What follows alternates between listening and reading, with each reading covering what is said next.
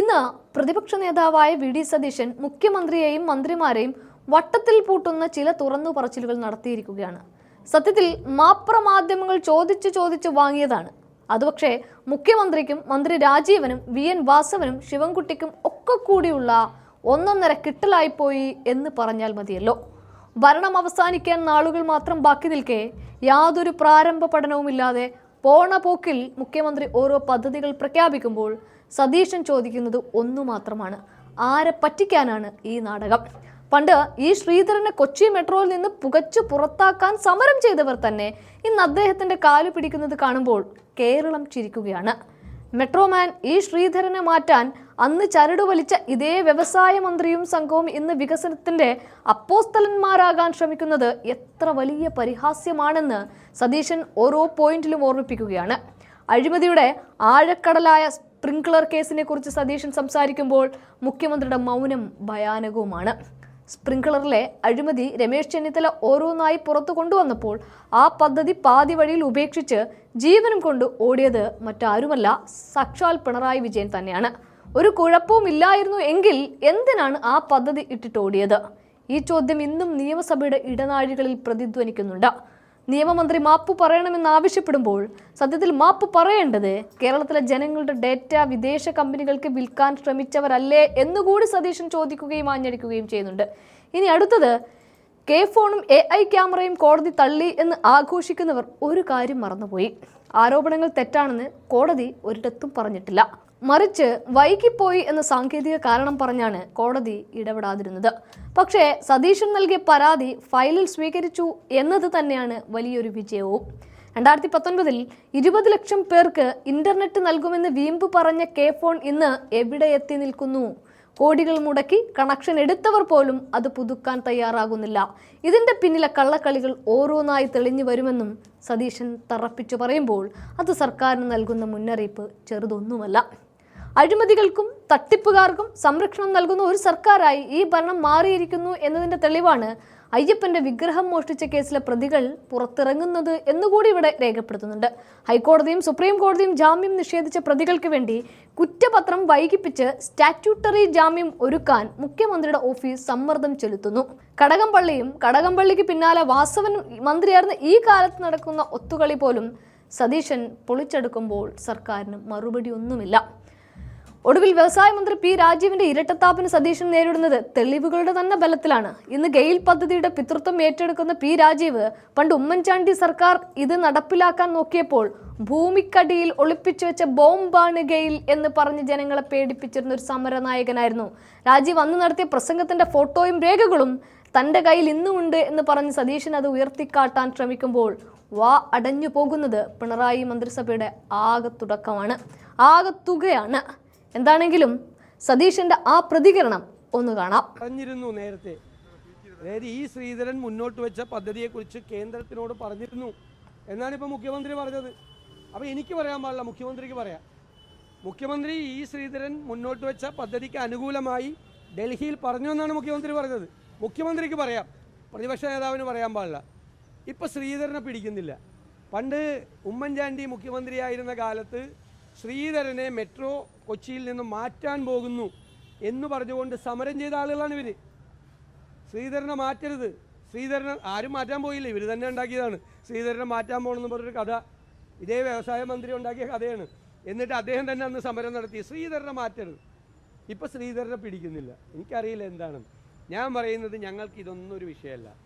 നല്ല ഒരു പ്രോജക്റ്റ് കേരളത്തിൽ അതിവേഗ ട്രെയിൻ കൊണ്ടുവരുന്നതിന് ഞങ്ങളാരും എതിരല്ല, വരണം. കേരളത്തിൻ്റെ ഇൻഫ്രാസ്ട്രക്ചർ മാറണം.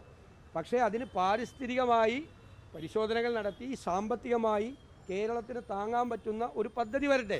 അത് കേന്ദ്രം കൊണ്ടുവന്നാലും ഇനിയിപ്പോൾ കേരളത്തിന് കൊണ്ടുവരാനൊന്നുമില്ലല്ലോ. പോണ പോക്കിലാണ് ഇത് പറഞ്ഞത്. 10 കൊല്ലം കഴിഞ്ഞപ്പോഴാണ് പോണ പോക്കിലാണ് ഇത് പറയുന്നത്. അത് എന്ത് പദ്ധതിയാണെന്ന് ഒരു പ്രാരംഭ പഠനം പോലും നടത്താതെയാണ് പ്രഖ്യാപിച്ചത്. ഒരു പ്രാരംഭ പഠനം നടത്താതെ ഏത് നല്ല പദ്ധതി ആര് കൊണ്ടുവന്നാലും ഞങ്ങൾ അതിനെ പിന്തുണയ്ക്കും. നല്ല പദ്ധതിയാണ്, ഞങ്ങളത് പരിശോധന നടത്തും. കേരളത്തിന് ദോഷകരമായി ബാധിക്കാത്ത, കേരളത്തിന് നല്ലത് വരുത്തുന്ന ഏത് കാര്യത്തെയും ഞങ്ങൾ പിന്തുണയ്ക്കും.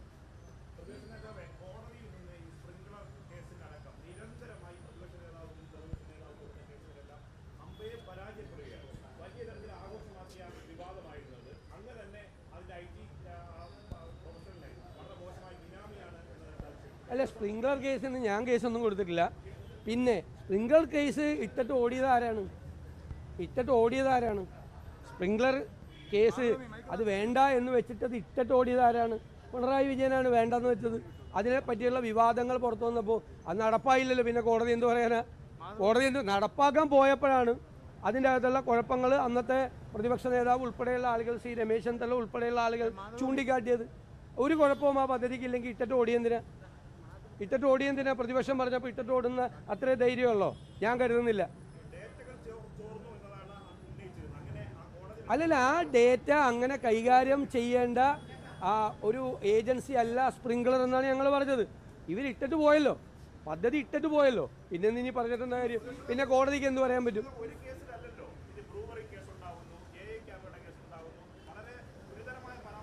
അതൊക്കെ കോടതികളിൽ അനുകൂലമായും പ്രതികൂലമായും അഭിപ്രായം വരും.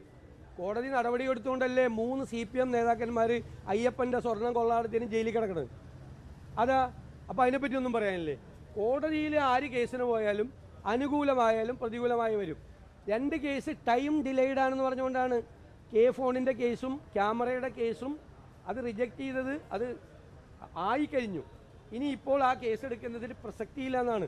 അല്ലെങ്കിൽ ഞങ്ങൾ ഉന്നയിച്ച ആരോപണം ശരിയല്ല എന്ന് ആ 2 കോടതി വിധിയിലും പറഞ്ഞിട്ടില്ല. ഞാനും രമേശ് ചെന്നിത്തലയും കൊടുത്തത് ഫോണിലും ക്യാമറയുടെ കേസിലാണ്. ആ 2 കേസിലും ഞങ്ങൾ ഉന്നയിച്ച ആരോപണം തെറ്റാണ് എന്ന് കോടതി വിധിയിൽ പറഞ്ഞിട്ടില്ല. വൈകിപ്പോയി എന്നുവെച്ചാൽ അത് പദ്ധതി പൂർത്തിയായി.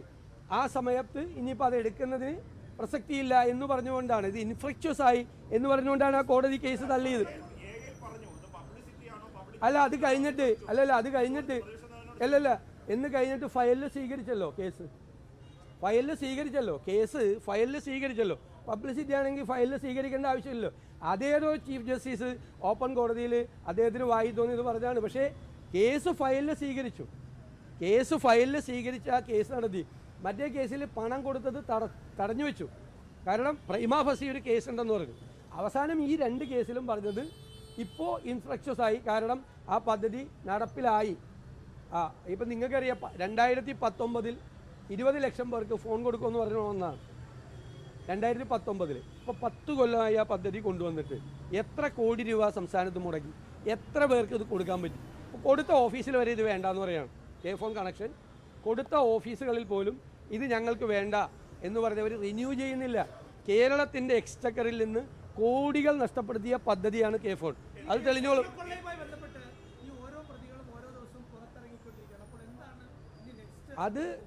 അത് കോടതി തന്നെ പറഞ്ഞല്ലോ. ഞങ്ങൾ പറഞ്ഞ കാര്യം, മുഖ്യമന്ത്രിയുടെ ഓഫീസിൻ്റെ സമ്മർദ്ദം കൊണ്ടാണ് ജാമ്യം കോടതി കൊടുക്കുന്നില്ല, ഹൈക്കോടതി കൊടുക്കുന്നില്ല, സുപ്രീം കോടതി കൊടുക്കുന്നില്ല. പിന്നെ ജാമ്യം കിട്ടാനുള്ള ഏക വഴി സ്റ്റാറ്റ്യൂട്ടറി ജാമ്യം കിട്ടുകയാണ്. അതായത് കുറ്റപത്രം കൊടുക്കാതിരിക്കുക, കുറ്റപത്രം വൈകിക്കുക. കുറ്റപത്രം വൈകിപ്പിച്ചുകൊണ്ട് കുറ്റപത്രം കൊടുക്കാതെ ഈ കേസിലെ പ്രതികൾ മുഴുവൻ പുറത്തിറങ്ങാനുള്ള പണിയാണ് ഇപ്പോൾ നടത്തിക്കൊണ്ടിരിക്കുന്നത്. അത് SIT മുഖ്യമന്ത്രിയുടെ ഓഫീസിൻ്റെ സമ്മർദ്ദത്തിന് വഴങ്ങരുത് എന്നാണ് ഞങ്ങളുടെ അഭിപ്രായം. വഴങ്ങരുത്. ഇത് തന്നെ കോടതി പറഞ്ഞു. അതായത് സ്റ്റാറ്റ്യൂട്ടറി ജാമ്യം കിട്ടും, 90 ദിവസത്തിനുള്ളിൽ കുറ്റപത്രം സമർപ്പിച്ചില്ലെങ്കിൽ ആ ജാമ്യം കിട്ടാനുള്ള അന്തരീക്ഷം SIT ഉണ്ടാക്കി കൊടുക്കരുത് എന്ന് കോടതി പറഞ്ഞത് ഞങ്ങളും പറയുകയാണ്. അങ്ങനെ ഉണ്ടാക്കി കൊടുക്കരുത്. എല്ലാവരും പുറത്തിറങ്ങിയാൽ ഈ അയ്യപ്പൻ്റെ ദ്വാരപാലക ശില്പം ഏത് കോടീശ്വരനാണ് കൊടുത്തിരിക്കുന്നതെന്നതിൻ്റെ തെളിവുകളൊക്കെ ഇവർ പുറത്തു വന്നാൽ നശിപ്പിക്കും. എല്ലാം അടിച്ചു മാറ്റിയതാണ്. കോടതി വളരെ കൃത്യമായി പറഞ്ഞിട്ടുണ്ട്. ഒരു പ്രാവശ്യം അടിച്ചു മാറ്റിയിട്ട് രണ്ടാമത് ആരും അറിഞ്ഞില്ല എന്ന് കണ്ടപ്പോൾ വീണ്ടും അടിച്ചു മാറ്റാൻ ഒരു ഫേക്ക് അർജൻസി ഉണ്ടാക്കി. ഈ വാസവൻ മന്ത്രിയായിരിക്കുമ്പോൾ, പ്രശാന്ത് പ്രസിഡൻ്റായിരിക്കുമ്പോൾ ഒരു ശ്രമം കൂടി നടത്തി. ഒരു പ്രാവശ്യം കട്ടിട്ട് വീണ്ടും കക്കാനുള്ളൊരു ശ്രമം കൂടി നടത്തി ഫേക്ക് അർജൻസി ഉണ്ടാക്കിയെന്ന് കോടതി പറഞ്ഞിരിക്കുക. ആ കോടതി വിധിയൊക്കെ ഒന്ന് ശ്രദ്ധിക്കണം. അതൊക്കെ വളരെ പ്രധാനപ്പെട്ട. അതിൽ ഏത് തരത്തിലുള്ള ഒരു ഹറാസ്മെൻ്റാണ് അദ്ദേഹത്തിന് ഉണ്ടായത് എന്ന് വ്യക്തമല്ല. കാരണം ഒരു ഇൻകം ടാക്സ് റെയ്ഡ് സാധാരണ നടക്കുന്ന ഒരിതാണ്. ഒരാൾ ആത്മഹത്യ ചെയ്യുന്ന സ്ഥിതിയിലേക്ക് ഒരു വ്യവസായി അത് പോയിട്ടുണ്ടെങ്കിൽ അതിനെക്കുറിച്ച് ഗൗരവതരമായ അന്വേഷണം നടത്തണം. അദ്ദേഹത്തിൻ്റെ മരണത്തിന് പിന്നിലുള്ള കാര്യത്തെക്കുറിച്ച് ഒരു പ്രധാനപ്പെട്ട ഏജൻസി ഗൗരവതരമായി അന്വേഷിക്കണം എന്നാണ് എനിക്ക് തോന്നുന്നത്. ഒരു ദുരൂഹത കാണുന്നുണ്ട് ആ മരണത്തിൽ. അദ്ദേഹത്തെ പോലെ ഒരാൾ ഒരു ഇൻകം ടാക്സ് റെയ്ഡ് നടന്നു എന്നതിൻ്റെ പേരിൽ ആത്മഹത്യ ചെയ്യേണ്ട കാര്യമില്ല. ഒരു ദുരൂഹത അതിൻ്റെ പുറകിലുണ്ട്. അത് അന്വേഷിച്ച് അതിൻ്റെ സത്യം പുറത്തു വരണം.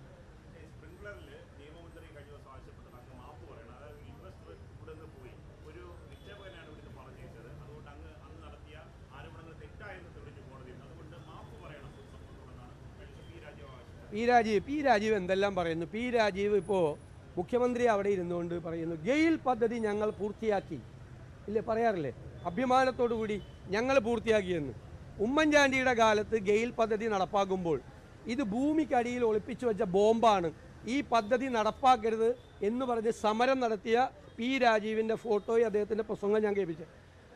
അദ്ദേഹം അതിനൊക്കെ ഞാൻ മറുപടി പറഞ്ഞതില്ല. ഇല്ല, എൻ്റെ കയ്യിൽ അതിൻ്റെ ഫോട്ടോയും അദ്ദേഹത്തിൻ്റെ പ്രസംഗമുണ്ട്. ഭൂമിക്കടിയിൽ ഒളിപ്പിച്ചു വെച്ച ബോംബാണ് ഗെയിൽ പൈപ്പ് ലൈൻ എന്ന് പ്രസംഗിച്ച ആളാണ് കേരളത്തിൻ്റെ വ്യവസായ മന്ത്രി. അദ്ദേഹം മറക്കണ്ട.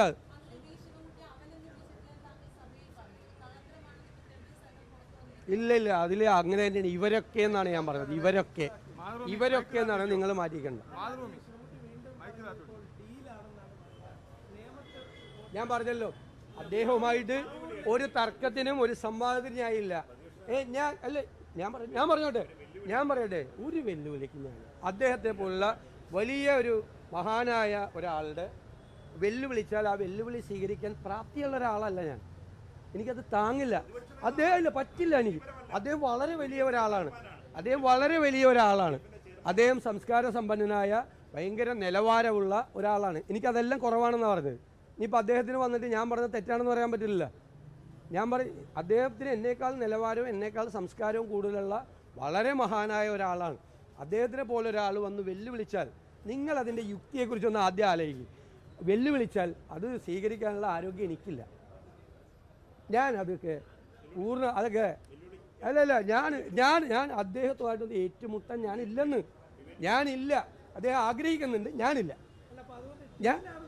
അല്ല, എന്തു വേണേലും പറഞ്ഞോട്ടെ. അതൊക്കെ എവിടെ നിന്ന് ഇല്ല പറയില്ല. അല്ല, അതിന് മറുപടി ഇല്ലെന്ന്. അതൊക്കെ കേരളത്തിലെ ജനങ്ങൾക്കറിയാം, ആളുകൾക്ക്. ഇത് എല്ലാവരും ആളുകൾ ഇതൊക്കെ നോക്കി കാണുകയാണ്. 25 കൊല്ലം പറവൂർ MLA ആയിട്ടിരിക്കുന്ന എന്നെ നിയമത്തേക്ക് വന്ന് മത്സരിക്കാമോ എന്ന് വെല്ലുവിളിക്കുക. അത് ഞാൻ അതിന് മറുപടി പറയുക, അത് കുറേ ദിവസം ആഘോഷിക്കുക. അപ്പോൾ കേരളത്തിൻ്റെ രാഷ്ട്രീയ മണ്ഡലത്തിൽ ചർച്ച ചെയ്യപ്പെടേണ്ട കുറേ വിഷയം ചർച്ച ചെയ്യപ്പെടാതെ പോകും. ഇത് അദ്ദേഹത്തിൻ്റെ ബുദ്ധിയാണെന്ന് ഞാൻ കരുതുന്നില്ല. AKG സെൻറ്ററിലും അദ്ദേഹത്തിൻ്റെ വീട്ടിലും ഇരുന്ന് എനിക്കെതിരായി ദുഷ്പ്രചരണം നടത്തുന്ന ചില CPM നേതാക്കന്മാരുടെ ബുദ്ധി, അതിലൊന്നും ഞാൻ വീഴില്ല.